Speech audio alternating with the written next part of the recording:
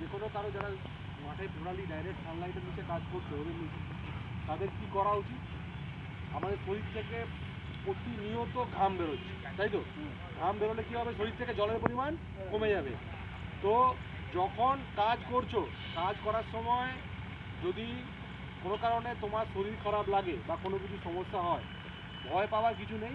যে কোনো তোমাদের রেস্ট রুম দেওয়া হয়েছে, ওখানে গিয়ে একটু বসবে যদি কোনো কারণে হয়, তারপরে জল টল খাবে।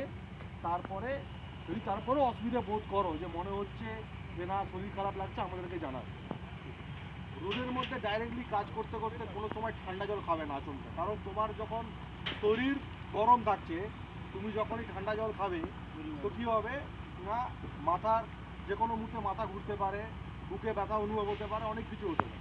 সেই কারণের জন্য রোদ থেকে ঠান্ডা জায়গায় কোনো জায়গায় গিয়ে তারপরে জল পর্যাপ্ত পরিমাণে কেউ। যারা জলের বোতল, তোমরা কি জলের বোতল নিয়ে আসছো? যদি জলের বোতল সঙ্গে আনো, ওর মধ্যে 1 চিমটে নুন রেখে দেবে।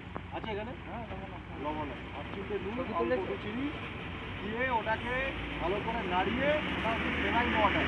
তোমার শরীর থেকে জলটা বেরিয়ে যাবে, সেই জলটাকে যাতে তুমি আটকাতে পারো তার জন্য। গরমটা সব জায়গাতে, দক্ষিণবঙ্গে এই সময়টাতে সবারই গরম থাকে।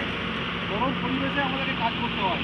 কাজ করতে গেলে শরীরের জন্য যেটা দরকার সেটা সবাইকে মেনটেন করতে হয়, ঠিক আছে?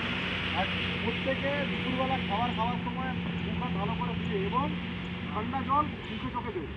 মুখে চোখে ঠান্ডা জল বা ঘাড়ের কাছে ঠান্ডা জল যখন তুমি দেবে, শরীরের তাপমাত্রাটা নিয়ন্ত্রণ হবে, ঠিক আছে?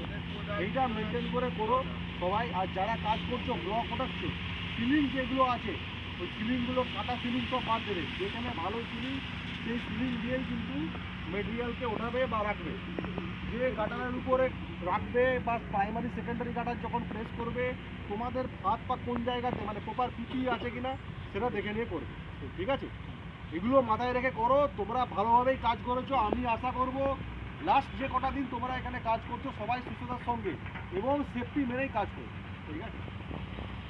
গাড়ির নিচে কেউ বসবে না এই রোদে, ঠিক আছে? কেউ বসবে না গাড়ি পোকলানের নিচে, পোকলান বা কোনো ডাম্পার নিচে, কারণ নিচে ছাওয়াতে ওখানে বসবে না। বসতে হলে একদম রেস্টেডের নিচে গিয়ে বসবে। ওখানে আমাদের পাখা লাগানো আছে, আরামসে ওখানে হেলমেট ফেলমেট খুলে ওখানে বসবে, ঠিক আছে?